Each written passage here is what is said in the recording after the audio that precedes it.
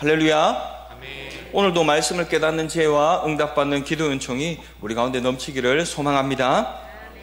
한 음악도가 시험을 준비하면서 슈베르트의 작품 숭어라는 가곡을 외우기 위해서 생각을 합니다. 어떻게 생각을 했느냐면 슈베르트의 슈가 시옷으로 시작을 합니다. 그리고 가곡의 제목이 숭어이기 때문에 시옷으로 시작을 합니다. 그래서 슈베르트의 숭어라고 이 가곡의 제목을 외웠습니다.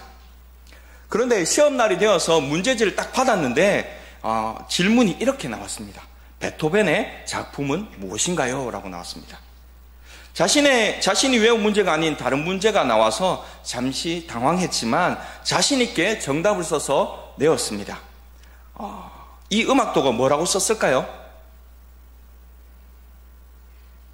네, 잘 모르시겠죠? 제가 정답을 알려드리겠습니다. 슈베르트의 슈가 시옷으로 시작을 하고 제목이 숭어여서 이렇게 시옷 이렇게 외웠지 않습니까? 그래서 베토벤의 작품을 비읍이라고 생각을 하여서 붕어라고 썼다고 합니다. 자, 이것이 무엇을 말하는 것일까요? 바로 우리의 마음에 품고 있는 것이 문제의 정답으로 나온다는 것입니다. 여러분은 지금 어떠한 마음으로 이 자리에 나와서 예배를 드리고 있습니까? 하나님께서 원하시는 마음을 깨달아 그것을 알고 하나님께서 원하시는 예배를 드리는 저와 여러분 될 수 있기를 소망합니다. 먼저 오늘 본문 말씀의 배경은 우리 사도행전 17장의 내용을 읽어보면 더욱더 잘 이해가 되실 텐데요. 시간 관계상 사도행전 17장은 집에 가서 꼭 읽어보시기 바라고요. 본문의 배경을 살펴보면 이렇게 되어 있습니다. 사도 바울은 온 세계에 복음을 전하기 위하여서 수차례 전도여행을 떠납니다. 제1차 전도여행을 마치고 제2차 전도여행길에 헬라의 수도 아덴에 들어가게 됩니다.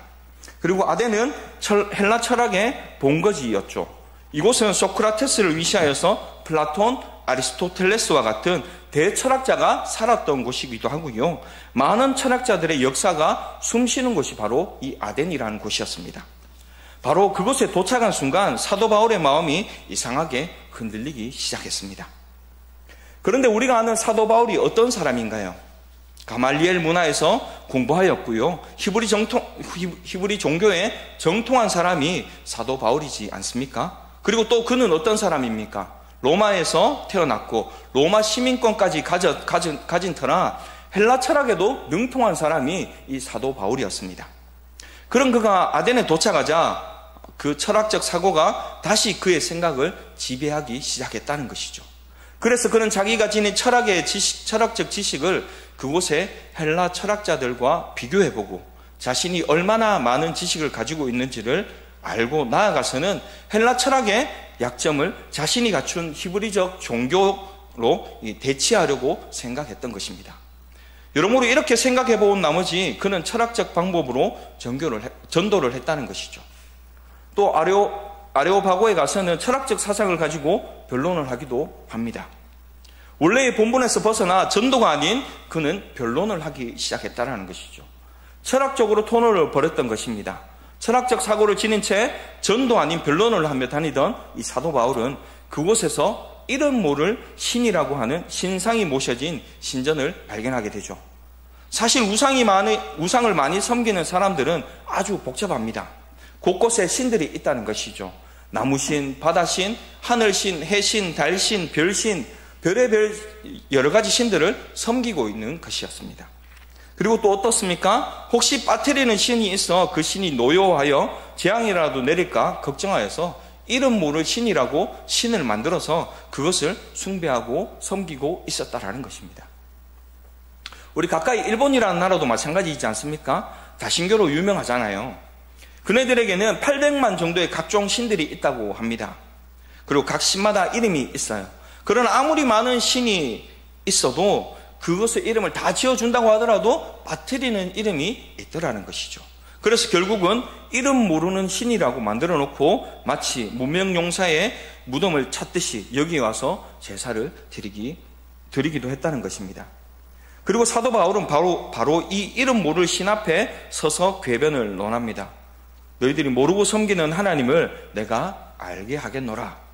그리고 변론을 펼칩니다. 그런데 여러분, 그것이 어떻게 하나님일 수가 있을까요? 말도 안 되는 소리이지 않습니까?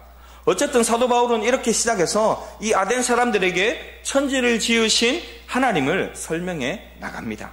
하지만 예수 그리스도와 십자가에 부딪혀 그는 결국 초점을 잃고 맙니다. 결국 그는 전도에 실패함으로 헬라의 수도 아덴에는 교회를 세우지 못했어요.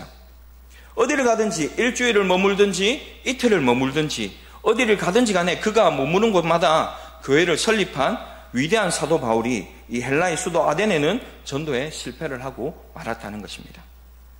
그런데 그곳에는 그리 큰 핍박도 없었어요.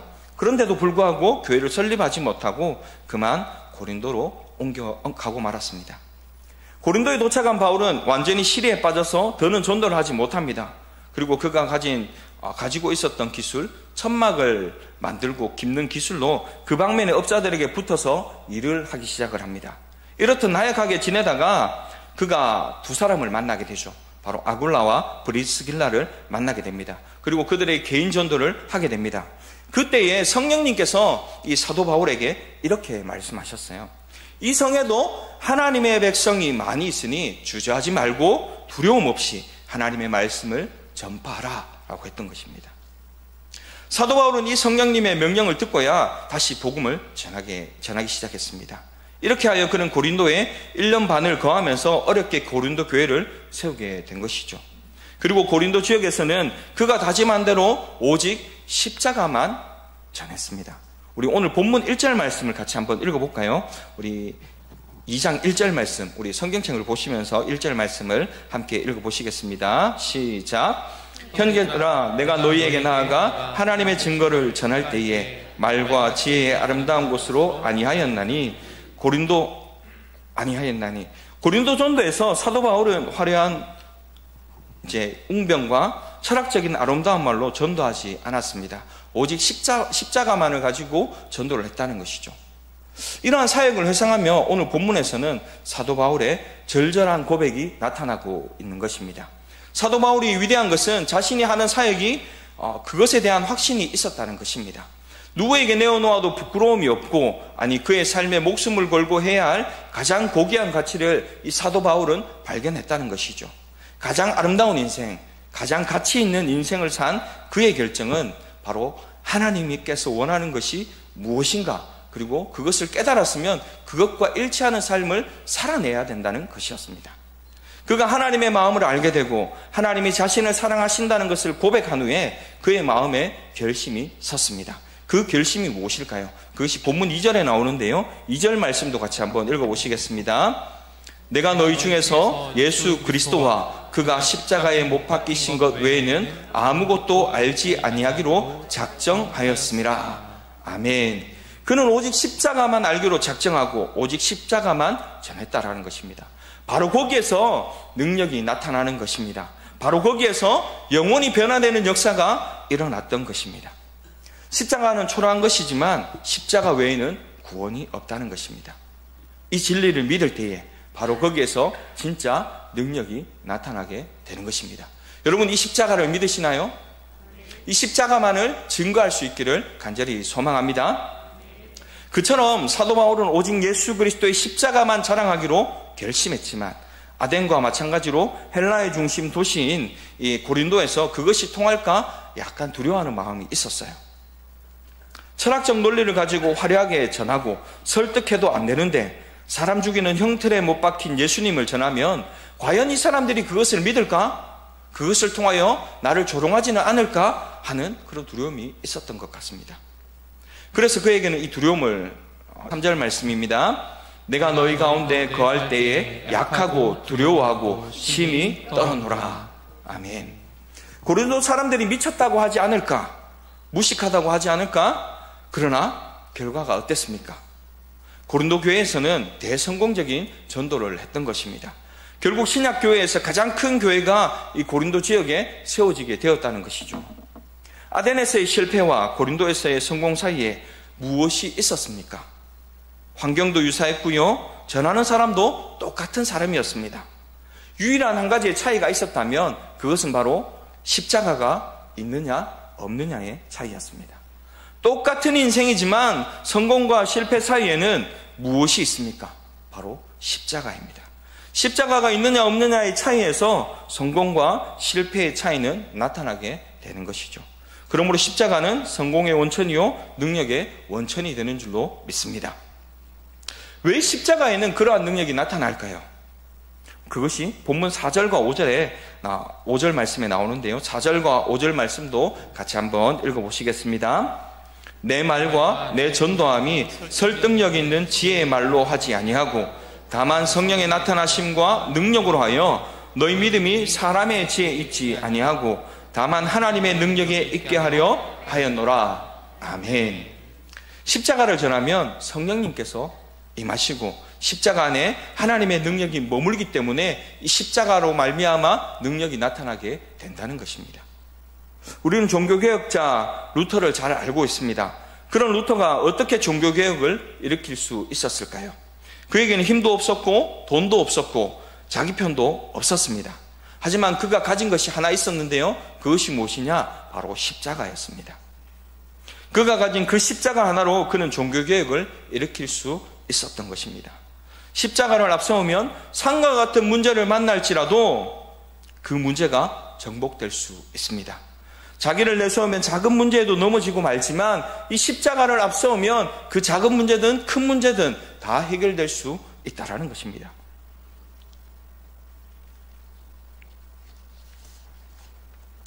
여러분, 지금 우리 경상교회에서는 행복나눔 축제를 준비하며 열심히 태신자를 품고 기도하며 전도하고 있습니다. 맞나요?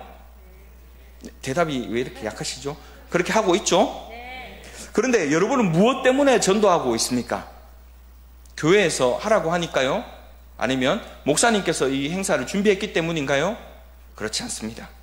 다른 그 무엇도 아닌 오직 날 구원하신 예수 그리스도의 십자가의 은혜로, 그리고 그 은혜의 십자가를 자랑하기 위한 행복나눔 축제가 되길 소망합니다. 여러분이 그러한 마음으로 이 축제를 준비할 수 있기를 소망합니다. 여러분, 전도가 무엇이라고 생각하나요? 저는 전도에 대해서 이렇게 생각합니다.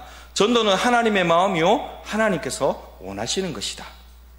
전도는 하나님의 마음으로 이 세상을 바라볼 때에 시작할 수가 있는 것입니다. 나의 마음으로 세상을 보고 나의 소원으로 세상을 보면 결코 할 수 없는 것이 전도라는 것입니다. 여러분, 어떤 마음으로 이 전도를 하고 있습니까? 바로 이 하나님의 마음, 날 구원하신 십자가의 그 은혜의 마음으로 이 전도를 하고 있는 줄로 믿습니다. 구한말 우리나라에 들어와 선교하며 평생을 함께한 미국과 호주, 캐나다의 선교사들 한번 생각해 보십시오. 그들이 들어올 때에 얼마나 견디기 어려웠을까요? 그러나 그들이 하나님의 마음으로 이 땅 조선을 바라보지 않았다면 이 땅에 복음이 들어올 수 있었을까요? 온갖 멸시를 받으며 조롱을 받으며 생명의 위협을 당하는 그 순간을 어떻게 그들이 견뎌낼 수 있었을까요? 우리의 마음이 어땠습니까? 아주 조그마한 것도, 아주 조그마한 모욕도, 불이익도 참지 못하는 것이 우리의 마음이지 않습니까? 그런데 그들은 그것을 견뎌내고 이 땅에 복음을 증거했습니다. 어떻게 그럴 수 있었을까요? 하나님의 마음이 그들의 시각으로 이 땅을 바라보게 하셨기 때문인 줄로 믿습니다. 그런데 오늘 본문의 주인공인 사도 바울도 그러했습니다.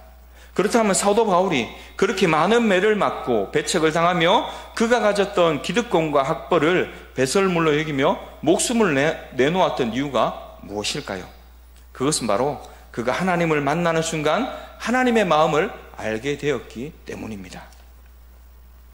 하나님이 자신을 버리지 아니하시고 불러주셨던 것처럼, 자신을 위해 십자가를 지셨던 것처럼, 그 누군가를 위해 동일한 마음을 하나님께서 가지고 계시다는 것을 깨달아 알게 되었기 때문입니다.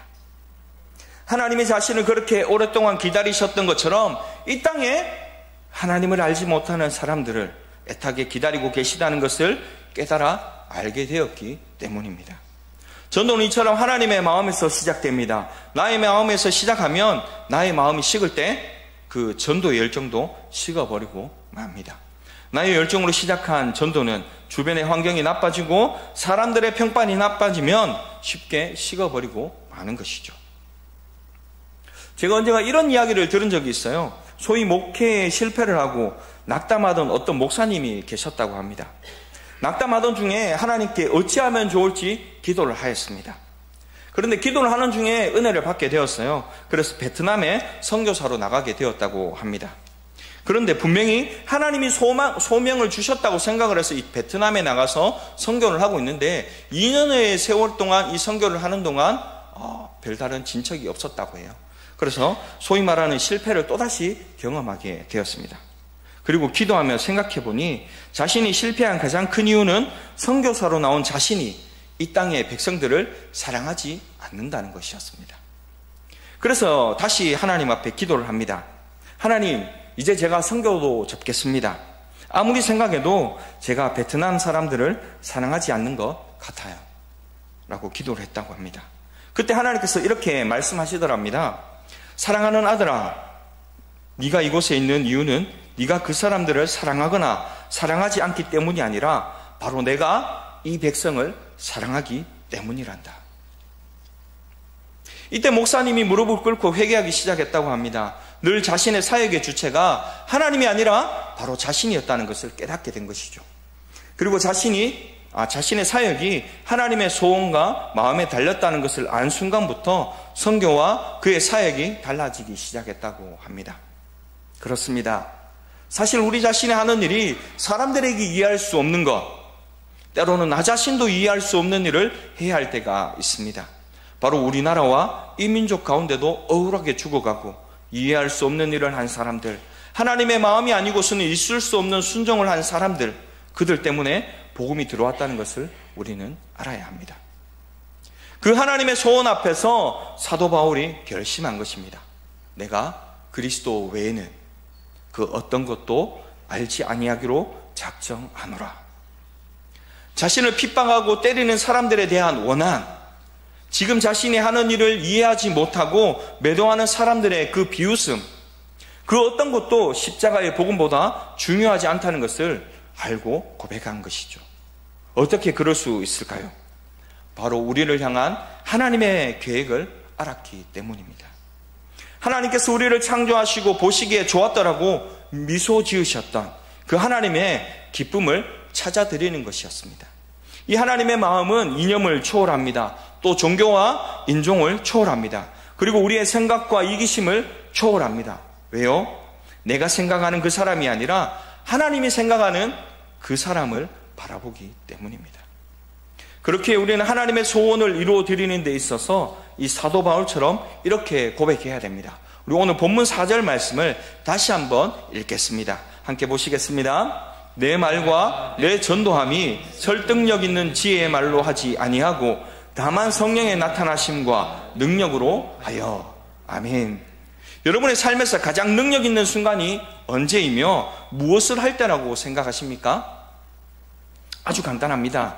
가장 힘있고 권위 있는 사람의 명령을 대신하여 행할 때가 가장 큰 권위를 나타낼 수 있는 때인 것 같습니다.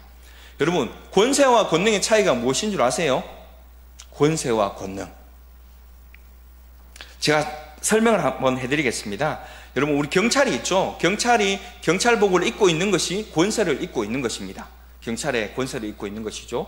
그리고 그가 경찰복을 입고 이제 도로 교통 정리를 하러 나가서 그가 교통봉으로 이렇게 지시를 하면 차들이 멈추거나 이렇게 지나가게 되겠죠. 그것이 권능을 발휘하는 것입니다. 쉽게 이해가 되시죠? 이것이 권세와 권능의 차이입니다. 여러분, 우리는 하나님의 자녀의 신분을 입었습니다. 그리고 하나님께서 원하시는 것을 우리가 행할 때에 하나님께서 일하시는 것을 경험하게 될 것입니다.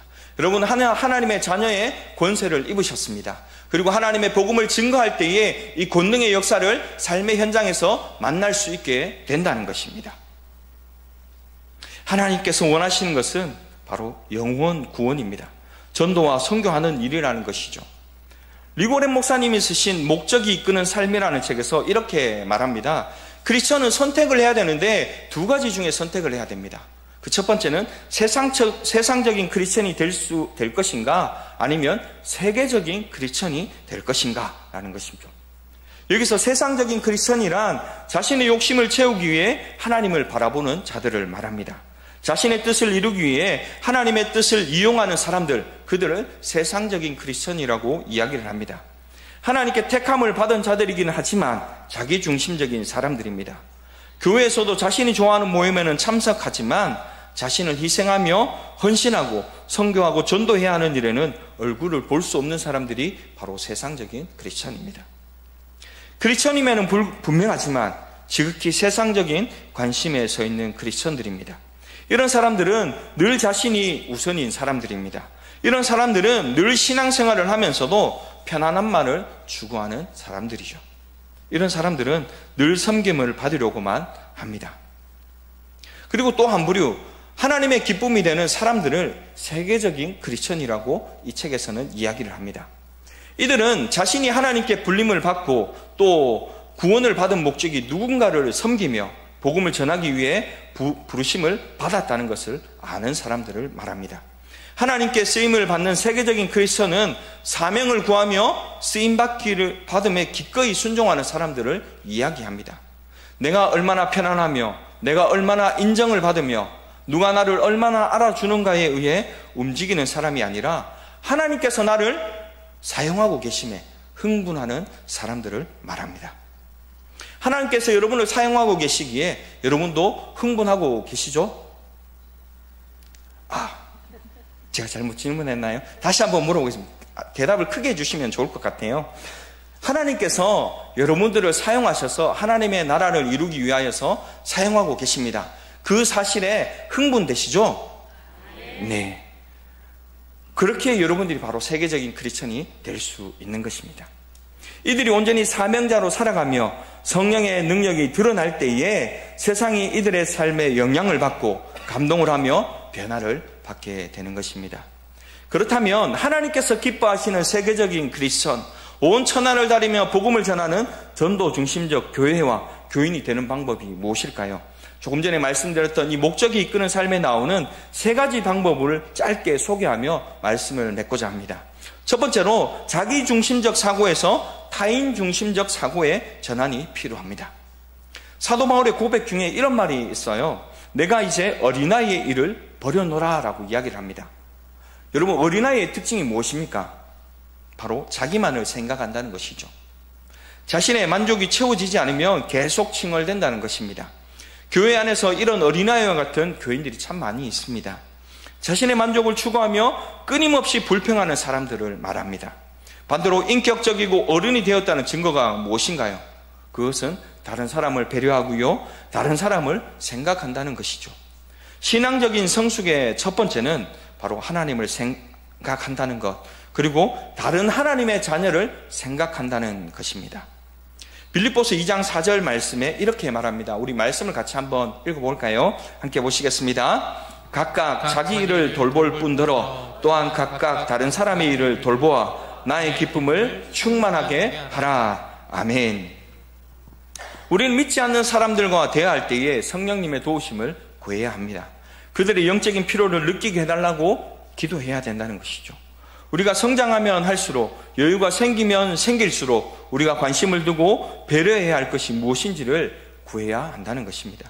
우리의 가슴을 세상을 향해 여는 사람들이 되어야 합니다. 성령님의 도우심을 구하고 묵상하는 삶을 살고 하나님의 뜻을 구하면 우리의 사고의 변화가 생기기 시작합니다. 이것이 오늘 우리에게 주는 첫 번째 사고의 전환이라는 것이죠. 그리고 두 번째로는요, 지역적인 사고에서 세계를 품는 사고로의 전환이 필요합니다. 우리는 하나님이 세계적이고 우주적인 분임을 인정하고 있습니다. 맞나요? 하나님이 세계를 창조하셨고 또 온 우주의 통치자이심을 믿으십니까? 하나님은 이 우주를 다스리는 분이시고 섭리하시는 분이십니다. 이것을 인정할 때에 우주적인 눈으로 세상을 바라볼 수 있다는 것이죠. 오늘날 우리는 보지도 듣지도 못했던 세상을 너무나도 많이 접하고 있는 세상을 살고 있습니다. 이것은 단순히 호기심을 자극하는 것이 아니라 우리의 기도의 지경이 넓혀져야 된다는 것을 말하는 것입니다. 시편 2편 8절에 이렇게 말씀합니다. 시편 2편 8절 말씀도 같이 한번 보시겠습니다. 내게 구하라. 내가 이방 나라를 내 유업으로 주리니 내 소유가 땅끝까지 이르리로다. 아멘. 그렇습니다. 세계적인 사고를 하면 세계적인 사람으로 하나님께서 사용하신다는 것입니다. 크리스천의 위대함은 이 세계를 품고 기도할 때에 하나님께서 이 세계를 위해 우리를 사용하신다는 것입니다. 우리는 하나님의 소원을 가지고 세계를 품고 기도해야 될 줄로 믿습니다. 그리고 세 번째로 지금 여기만을 바라보는 사고에서 영원한 저기를 바라보는 사고로의 전환이 필요합니다. 하나님의 사람은 우주적인 시각으로 영원하신 하나님의 나라를 바라보는 자들입니다. 누가복음 9장 62절 말씀에 이렇게 말하는데요. 우리 같이 말씀 한번 더 보시겠습니다. 예수께서 이르시되 손에 쟁기를 잡고 뒤를 돌아보는 자는 하나님의 나라에 합당하지 아니하니라 하시니라. 아멘. 하나님의 나라를 바라보면 일시적인 것 때문에 영원한 것을 놓치지 않습니다. 지금 일시적으로 살아가는 여기 때문에 영원히 살아갈 저기를 놓치지 않는다는 말입니다. 여러분, 병든 종교는 항상 내가 얼마나 했느냐에 관심이 있습니다. 그러나 건강한 믿음은 내가 진정으로 하나님의 손안에 있느냐에 관심이 있다는 것이죠. 기독교인의 삶의 핵심은 하나님의 손에 붙잡혀 자기를 죽이고 십자가의 삶을 실천하는 것입니다. 십자가의 사랑만이 세상을 변화시키고 십자가의 사랑만이 진정한 사랑의 의미를 알게 할 것입니다. 기독교를 한마디로 정의하라고 하면 십자가라고 정의할 수가 있을 것입니다. 유일한 문제 해결책은 십자가밖에 없기 때문입니다. 요즘 자녀 문제로 고민하는 분들이 많습니다. 자녀 문제의 유일한 해결책도 십자가밖에 없는 줄로 믿습니다. 요즘 행복의 파랑새를 쫓는 분들도 너무나도 많이 봅니다. 그런데 그 행복도 바로 십자가에서 오는 것입니다. 오직 십자가의 사랑만이 선한 변화, 선한 역사를 만들어낼 수가 있다는 것이죠. 그 십자가의 사랑만이 우리에게 행복을 줍니다. 그 사랑 안에 치유도 있고 문제 해결도 있고 축복받는 비결도 있습니다. 우리가 능력을 받아 모든 어려움을 믿음으로 극복하는 길도 바로 이 십자가 안에 있습니다. 이 사실을 잊지 마시기 바랍니다. 그래서 우리는 이 십자가를 가지고 이 현실의 삶의 문제, 여기에 머물러 있는 것이 아니라 영원한 저 천국을 바라보고 저 하나님 나라를 바라보고 살아갈 수 있기를 소망합니다. 이제 말씀을 맺고자 합니다. 사랑하는 경산교회 성도 여러분, 영원한 하나님의 나라를 믿으십니까? 영존하신 하나님과 함께 우리가 영원히 거하게 됨을 믿으십니까? 그렇다면 여러분의 삶에서 영원한 가치, 거기는 어디입니까? 마태복음 6장 20절 말씀에 이렇게 기록되어 있습니다. 같이 한번 읽어보실까요? 오직 너희를 위하여 보물을 하늘에 쌓아두라. 거기는 좀이나 동록이 해하지 못하며 도둑이 구멍을 뚫지도 못하고 도둑질도 못하느니라. 아멘. 어떻게 하는 것이 보물을 하늘에 쌓아놓는 것일까요? 우리가 빈손으로 떠나는 인생이라는 것을 여러분 잘 알고 계시죠? 무언가를 가지고 내가 그동안 쌓아놓았던 모든 것들을 가지고 우리가 이 땅을 떠나는 것일까요? 그렇지 않습니다. 우리가 올 때도 빈손으로 왔고 갈 때도 빈손으로 가는 인생입니다. 그렇다면 여러분이 투자해야 되는 재물은 그곳에 가야 할 사람을 위해 투자하는 것이 가장 가치 있다는 사실을 아셔야 한다는 것이죠. 하나님의 마음이 어디에 있습니까? 우리의 시선은 어디에 머물러 있습니까? 하나님이 원하시는 것에 우리의 시선이 머물러 있고 영원한 그곳을 바라보며 우리가 가지고 있는 이 재물들, 우리가 가지고 있는 이 재능들, 이것을 그곳을 향하여서 사용할 수 있는 저와 여러분 될 수 있기를 소망합니다. 여러분에게 가장 현명한 투자를 제안합니다. 전도를 위하여, 아직 구원받지 못한 영혼을 위하여 투자할 수 있기를 소망합니다. 이것이 세계적인 크리스천이 되는 길입니다. 그리고 가장 확실한 투자 방법이라는 것이죠. 하나님이 가장 기뻐하시는 일입니다. 하나님께서 원하시는 그 일에 쓰임받는 저와 오늘 이 자리에 함께한 우리 경산교회 모든 성도님들의 삶이 되시기를 간절히 소망합니다.